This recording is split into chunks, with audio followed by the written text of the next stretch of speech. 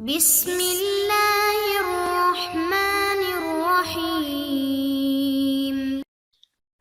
بسم اللہ الرحمن الرحیم. الحمد للہ وکفا وسلام علی عبادہ الذین اصطفى. اما بعد. محترم ناظرین، دروس فقہ المعاملات المالیہ کے 10 موضوعات میں سے پہلا موضوع جاری تھا، جو ہے خرید و فروخت کے بنیادی اصول اور احکام. اس پہلے موضوع کے ضمن میں ہم نے گزشتہ کچھ نشستوں سے ایک عنوان شروع کیا ہے، جو ہے بیوع کی معاصر ابحاث یا بیوع کی کچھ جدید صورتیں اور ابحاث. تو آج کی جو نشست ہے ہماری، نشست نمبر 49، اس میں اور اس سے اگلی بھی 2-3 نشستوں میں ہم اسی عنوان سے متعلق تفصیلات آپ کے سامنے پیش کریں گے. اس عنوان کو ہم نے کل 10 حصوں میں یا 10 ابحاث میں یا 10 اقسام میں تقسیم کیا تھا، جو آپ کے سامنے ہے. ان میں سے گزشتہ نشستوں میں ہم نے پہلی 4 قسمیں پڑھی تھی، یا پہلی 4 ابحاث: بے تعاطی، استجرار، مزایدہ اور مناقصہ. ان کو ہم نے مکمل پڑھ دیا تھا. آج کی نشست میں ہم بے عینہ اور بے تورق وغیرہ کی تفصیلات دیکھتے ہیں. سب سے پہلے ہم بے عینہ کی طرف آتے ہیں اور بے عینہ کی تفصیلات پڑھیں گے. بے عینہ سے متعلق علماء نے اور فقہاء نے جو کچھ لکھا ہے، ان کی تفصیلات کو اگر ہم چند نکات میں جمع کرنا چاہے تو ہم 3 نکات میں ان کو جمع کر سکتے ہیں، جو آپ کے سامنے ہے. بے عینہ کا تعارف، پھر دوسرے نمبر پر بے عینہ کا شرعی حکم، اور تیسرے نمبر پر بے عینہ کی کچھ جائز صورتیں. یہ 3 نکات ہے جن کا سمجھنا بے عینہ کے سلسلے میں ضروری ہے. تو مختصراً ترتیب وار ہم ان تینوں نکات کو دیکھتے ہیں. جہاں تک بے عینہ سے متعلق پہلی بات ہے، یعنی بے عینہ کا تعارف، تو اس کی آسان اردو میں اگر اس کی تعریف کی جائے تو اس کا مطلب یہ ہوگا کہ کوئی شخص جو ہے اپنی کوئی چیز کسی کو ادار فروخت کر دے، اور پھر وہی چیز خریدار سے واپس کم قیمت میں نقد خرید لے، تو اس کو کہتے ہیں بے عینہ. یعنی بنیادی طور پر اگر غور کیا جائے تو اس میں 2 کانٹریکٹ اور 2 معاملے ہوتے ہیں.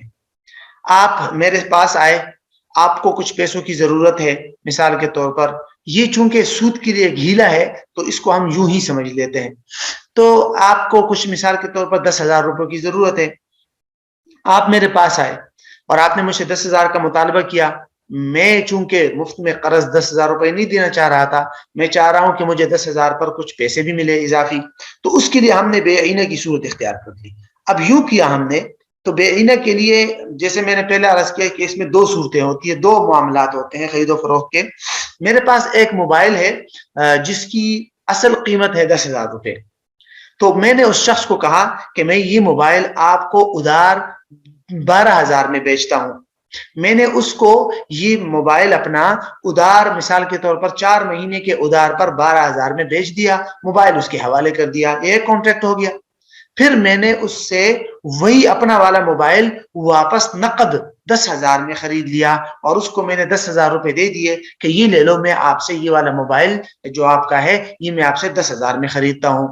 تو آپ کو تو میں نے موبائل کے پیسے دے دیے، آپ سے میں نے جو موبائل خریدا تھا خرید لیا دوسرے کانٹریکٹ میں نقد. لیکن آپ کو میں نے اپنا موبائل جو 12,000 میں بیچا تھا، وہ 12,000 روپیہ آپ مجھے بعد میں دیں گے. تو گویا کہ یہ 10,000 روپے قرض دے دیا اور اس پر 12,000 روپے وصول کیا جا رہا ہے، 2,000 روپے اضافی. تو یہ بے عینہ سود کے لیے ایک ہیلے کے طور پر اس کو اختیار کیا جاتا ہے. بہرحال اس میں 2 معاملے ہوتے ہیں، پہلا معاملہ ادار ہوتا ہے اور دوسرا معاملہ نقد ہوتا ہے. پہلے معاملے میں قیمت زیادہ ہوتی ہے، دوسرے معاملے میں قیمت کم ہوتی ہے. اسی لیے فقہاء کے ہاں بے عینہ کا ایک اور نام بھی مشہور ہے، اس کو کہتے ہیں شراء ما باع باقل مما باع، کہ بلکہ یہ اس کا تعارف ہے کہ جو چیز انسان نے بیچی ہو اسی چیز کو واپس کم قیمت میں خریدنا، بیچی ہوئی قیمت سے بھی کم قیمت میں خریدنا، اور اس کو انگلش میں بائی بیک کہتے ہیں. یہ اس کا مختصر سا تعارف تھا. اب ہم بے عینہ کی دوسری بات یا دوسرے نقطے کی طرف آتے ہیں، جو ہے شرعی حکم. اس کے بارے میں فقہاء مالکیہ، حنفیہ اور حنابلہ کے ہاں یہ صورت ممنوع ہے.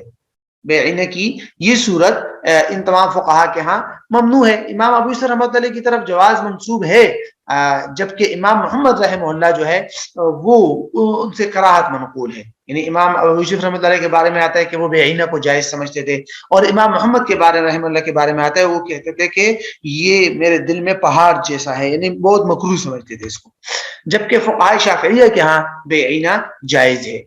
امام ابو یوسف اور امام محمد کا جو اختلاف ہے اس کو آگے ہم تورق میں بھی دیکھیں گے۔ علامہ ابن حمام رحمہ اللہ نے لکھا ہے کہ امام ابو یوسف رحمۃ اللہ علیہ نے جس صورت کو جائز لکھا ہے وہ بیعینہ نہیں بلکہ تورق ہے، جس کو کہ آگے ہم پڑھیں گے، اور امام محمد نے جس چیز کو مکروہ لکھا ہے وہ یہی ہے بیعینہ۔ تو بہرحال یہ بیعینہ کے شرعی حکم کے بارے میں یہ حکم ہے کہ عمومی طور پر فقہاء اس کو ممنوع لکھتے ہیں کیونکہ سود کے لیے ایک ہیلہ ہے۔ پھر بیعینہ سے متعلق جو آخری بات ہے یا آخری نقطہ ہے وہ ہے جائز صورتیں۔ اب بیعینہ کا اصلا تو درست نہیں ہے، لیکن کچھ صورتیں ایسی ہے جس میں واپس چیز خریدی جاتی ہے لیکن وہ جائز ہوتی ہے۔ مثال کے طور پر اگر ایک شخص نے کسی کو اپنی کوئی چیز بیچ دی اور اسی قیمت پر واپس خرید رہا ہے تو یہ جائز ہے، یہ بیعینہ میں نہیں ہے۔ یا ایک شخص نے اپنی چیز کسی کو بیچ دی اور اس سے زیادہ قیمت پر خرید رہا ہے تو یہ بھی جائز ہے، یہ بیعینہ نہیں ہے۔ بیعینہ یہ ہے کہ پہلی قیمت زیادہ ہو اور دوسری قیمت کم ہو۔ اگر پہلی قیمت کم ہے اور دوبارہ خرید رہا ہے اور وہ قیمت زیادہ ہے تو یہ پھر بیعینہ کی صورت میں نہیں آئے گا۔ دوسری بات صورت یہ ہے کہ ایک شخص نے کسی کو، مثلا میں نے اپنا موبائل کسی کو بیچ دیا اور وہ موبائل اس خریدار کے پاس کچھ خراب ہو گیا، نقص آ گیا اس میں، جس کی وجہ سے اس کی قیمت اور ویلیو کم ہو گئی، تو وہ ویلیو اور قیمت کم کر کے میں اس سے اگر اپنا موبائل خریدتا ہوں تو یہ جائز ہے، اس سے زیادہ تو کمی نہیں کی جا سکتی۔ مثال کے طور پر 10,000 کا میں نے اپنا موبائل بیچا تھا، اب اس نے اس کے اندر کوئی خرابی کر دی جس کی وجہ سے اس پر 2,000 روپے خرچہ آتا ہے یا 2,000 روپے اس کی ویلیو گر جاتی ہے، تو میں اس سے اگر وہی موبائل 8,000 میں خریدتا ہوں تو یہ بیعینہ نہیں ہے، کیونکہ جو 2,000 روپے کم کیے گئے ہیں وہ عیب اور نقص کی وجہ سے کم کیے گئے ہیں۔ تیسری صورت جس کو فقہاء حنابلہ نے تورق کا نام دیا ہے، اس کی بھی بعض فقہاء نے بلکہ اکثر فقہاء نے اجازت دی ہے، جس کو ہم آگے ایک اور صورت کے تحت اس کو تفصیل کے ساتھ پڑھیں گے۔ تو یہ بیعینہ سے متعلق جو ضروری باتیں تھی وہ آپ کے سامنے آ گئی۔ اب ہم چھٹی بات یا چھٹی صورت کی طرف چلتے ہیں بیوع کی معاصر اور جدید ابحاث میں، وہ ہے تورق۔ تورق کے لیے بنیادی طور پر تین نکات سمجھنا ضروری ہے: تورق کا تعارف، تورق کا شرعی حکم اور تورق کی صورتیں۔ بنیادی طور پر یہی تین باتیں ہیں اس کے تعارف اور ضروری شرعی احکام کے لیے، انہی کو سمجھا جائے تو کافی ہے۔ جہاں تک پہلی بات ہے تورق کے تعارف کے سلسلے میں، تو عمومی طور پر اس کی موسوعۃ الفقہیہ الکویتیہ کے اندر اس کی تعریف یوں کی گئی ہے کہ ان یشتری سلعة نسیئة ثم یبیعها نقدا لغیر البائع بأقل مما اشتراها به لیحصل بذلك على النقد۔ کیا مفہوم ہے اس کا؟ کہ کوئی شخص جو ہے وہ ادار کوئی سامان خریدتا ہے اور پھر اس سامان کو نقد بائع کے علاوہ، یعنی جو فروخت کنندہ تھا پہلا والا، اس کے علاوہ کسی اور کو نقد بیچ دینا قیمتی خرید سے کم میں، تاکہ اس خریدار کو نقد رقم حاصل ہو جائے۔ اب اس میں بھی بنیادی طور پر تورق میں بھی دو معاملے ہوتے ہیں۔ ایک آدمی میرے پاس آیا، اس کو 10,000 روپے کی ضرورت ہے، میں نے اس کو 10,000 روپے نہیں دیے اور میں نے اس کو اپنا موبائل 12,000 میں بیچ دیا کہ یہ لے لو موبائل میرا، میں آپ کو 12,000 میں بیچتا ہوں، آپ نے مجھے اس کے 12,000 روپے دینے ہیں مثلا 4 مہینے بعد، اور وہ موبائل لے کے چلا گیا۔ ٹھیک ہے، یہ تو میرا اس کے درمیان ایک معاملہ ہو گیا۔ اب وہ موبائل وہ خریدار جا کے بازار میں کسی تھرڈ پرسن، کسی تیسرے شخص کو بیچتا ہے، مجھے واپس نہیں بیچتا۔ وہاں اس نے 10,000 میں بیچ دیا اور نقد رقم 10,000 روپے حاصل کر کے اپنی ضرورت میں استعمال کر لی، بعد میں 4 مہینے بعد وہ مجھے 12,000 روپے دے گا۔ تو اس میں بھی بنیادی طور پر بیعینہ کی طرح دو معاملات ہوتے ہیں۔ پہلا معاملہ ہوتا ہے ادار، دوسرا معاملہ ہوتا ہے نقد۔ پہلا معاملہ ہوتا ہے زیادہ قیمت پر، دوسرا معاملہ ہوتا ہے کم قیمت پر۔ لیکن اس میں اور عینہ میں بنیادی فرق یہ ہے کہ بیعینہ میں خریدار واپس فروخت کنندہ اور اصل مالک کو چیز بیچتا ہے کم قیمت پر، جبکہ تورق میں ایسا نہیں ہے۔ تورق میں بیچ میں ایک تیسرا آدمی آ جاتا ہے کہ یہ جو خریدار ہے یہ موبائل مہنگا ادار خرید کر اس تیسرے شخص کو نقد کم قیمت میں بیچ دیتا ہے، واپس فروخت کنندہ کو واپس نہیں بیچتا، بلکہ کسی اور کو بازار میں دیکھ کر اس کو بیچ دیتا ہے۔ تو اس کو کہتے ہیں تورق۔ تو یہ بنیادی فرق ہے تورق اور بیعینہ میں۔ تورق کو تورق کا نام صرف فقہاء حنابلہ کے ہاں ملتا ہے، دیگر فقہاء کے یہ صورتیں ملتی ہے، لیکن باقاعدہ یہ تورق کا لفظ کا نام جو ہے اس کو یہ فقہاء حنابلہ کے ہاں ہی ملتا ہے۔ تورق کے لیے جو دوسری بات تھی وہ ہے تورق کا شرعی حکم۔ تورق کے شرعی حکم میں فقہاء کی مختلف آراء ہے۔ فقہاء حنابلہ کے ہاں تو یہ صورت جائز ہے، اس میں کوئی حرج نہیں ہے۔ پھر امام ابو یوسف رحمۃ اللہ علیہ نے بھی اس کو جائز قرار دیا، جبکہ امام محمد رحمۃ اللہ کی طرف تورق کی کراہت منسوب ہے، جس طرح ہم نے پیچھے عینہ میں پڑھا تھا، لیکن امام علامہ ابن حمام کے حوالے سے جیسے ہم نے پیچھے پڑھا تھا کہ انہوں نے فرمایا ہے کہ امام ابو یوسف رحمۃ اللہ علیہ نے تورق کو جائز قرار دیا، امام محمد نے تورق کو مکروہ نہیں لکھا، انہوں نے بے عینہ کو مکروہ لکھا ہے۔ بہرحال فقہاء حنابلہ فقہاء مالکیہ کے یہاں یہ صورت جائز نہیں ہے، جبکہ فقہاء شافعیہ کے یہاں بے عینہ بھی جائز ہے، تو تورق بطریق اولا جائز ہوگا۔ تو خلاصہ یہ ہوا کہ فقہاء مالکیہ کے علاوہ دیگر تقریباً تمام فقہاء تورق کے معاملے کو جائز سمجھتے ہیں۔ جہاں تک تیسرے نقطے کی بات ہے تورق کی صورتیں، تو تورق کی صورتوں کے لیے بنیادی طور پر اس کی دو صورتیں بنتی ہے، ایک کو کہتے ہیں اتفاقی تورق اور دوسری صورت کو کہتے ہیں منظم تورق۔ اتفاقی تورق کا مطلب یہ ہوتا ہے کہ ایک آدمی کو مثلا کسی چیز کی ضرورت ہے، پیسوں کی ضرورت ہے، وہ آیا، اس نے مجھ سے چیز مہنگی خریدی ادھار، اور جا کے بازار میں سستی قیمت میں بیچ کر رقم حاصل کر لی، اور جو ہے معاملہ رفع دفع ہو گیا، ختم ہو گیا، بعد میں وہ مجھے 12,000 روپے دے گا، تو اس کو کہتے ہیں اتفاقی طور پر اس طرح کوئی صورت پیش آ جائے۔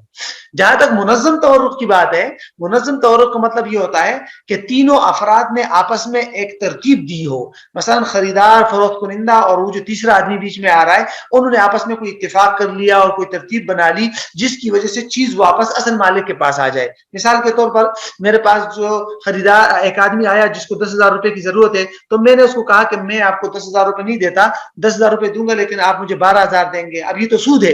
تو اس کے لیے ہم نے یوں کیا کہ تیسرے فرد کو بھی بلا لیا اور یوں ترتیب بنا لی کہ میں نے اس کو کہا کہ میں آپ کو اپنا یہ موبائل بھیجتا ہوں 12,000 میں ادھار، 4 مہینے بعد دے دینا، تم یوں کرو کہ یہ موبائل نقد میرے اس دوست کو بیچ دو، یہ آپ کو 10,000 روپے فوری طور پر دے دے گا، ٹھیک، اور پھر اس دوست کو میں 10,000 روپے دے کر اس سے خرید لوں گا۔